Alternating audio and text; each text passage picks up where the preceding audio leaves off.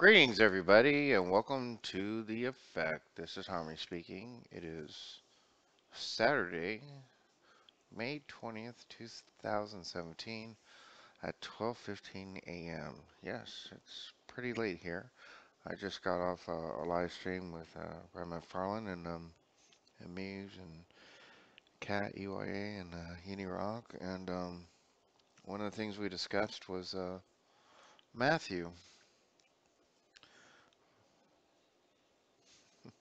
I just can't believe it.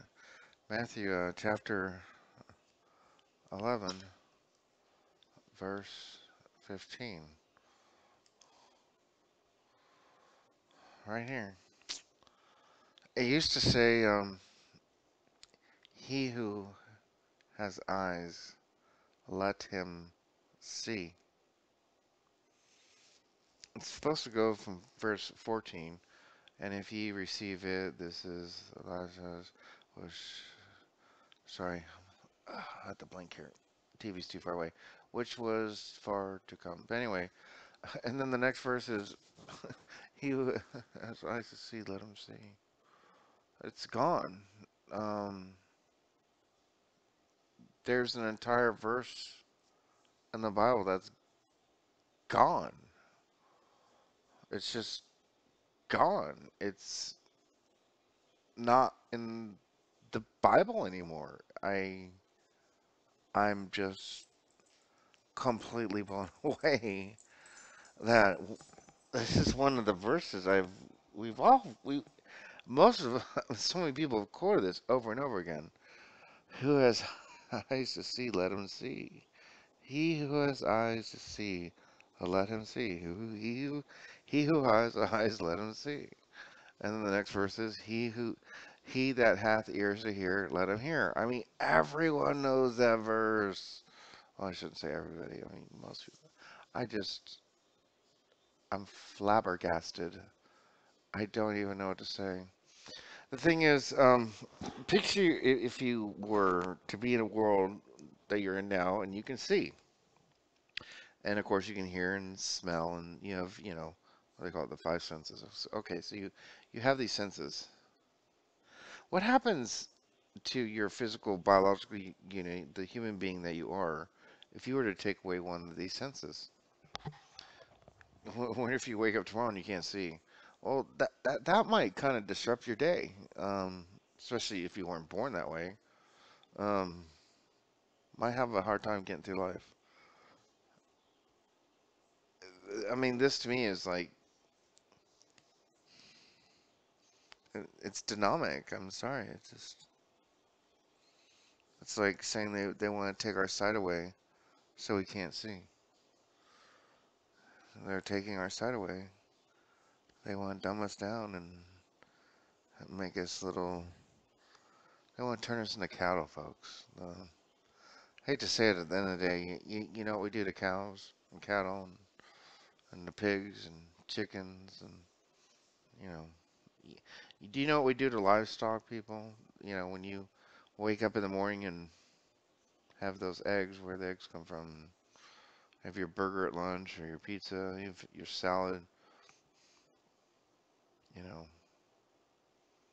it all comes from somewhere. We're their food source, and they want to take away our sight because we are learning too much.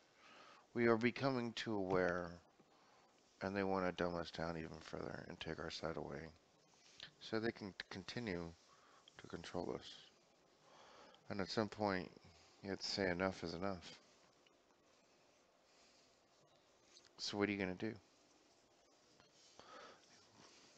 You need to realize that you are not a biological unit, and all this, in essence, means absolutely nothing.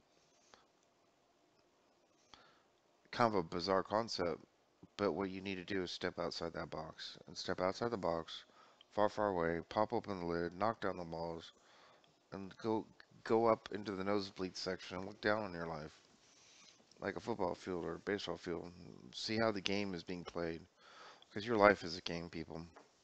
I hate to say this, but your life is a game, and it is all a big game to certain species. And now you're learning too much. It's kind of like if you own a zoo and you want to keep the animals under control, you got to do something. Where are the animals? We're getting out of control. They're getting scared. They're running around. They're frightened. We're going to wake up. The second we wake up and realize who we truly are and get connected back to true source, God Creator, as long as we start shining like pillars of light unto the world, ground the earth, just let pure source God Creator energy flow all throughout this place and emanate it, and basically bring the kingdom of God upon this place. Bring in the new era. Stop accepting what they're feeding you. Reject the program. Turn off the news. My God. Don't watch the news, I tell you that. The news, I hate to tell you this, folks, that is their number one brainwashing technique. And the weather. Oh my God. If you only knew what happened when they show the weather, if you only knew all the thousands of subliminal messages that are being projected and programmed through your eyesight into your brain and your ears, and all the subliminal um, high frequency tones that they're broadcasting and how they're brainwashing you, you would just be disgusted and you would have no problem turning off the news. But anyway, that's another story. I got off track. So try not to get caught up in all these Mandela effects. Don't let them trip you up. Don't let them depress you and make you freak out. And just get above all that. Rise above all of it. It's kind of like you're in the mud. And get out of the mud. Get out of the minutia. Shake that stuff off. Take a shower. Refresh. Regroup. Get connected. And rise above it all. And from above down. And connect yourself. And be one with yourself and the universe all at once. And emanate this place everywhere and outwards and everywhere.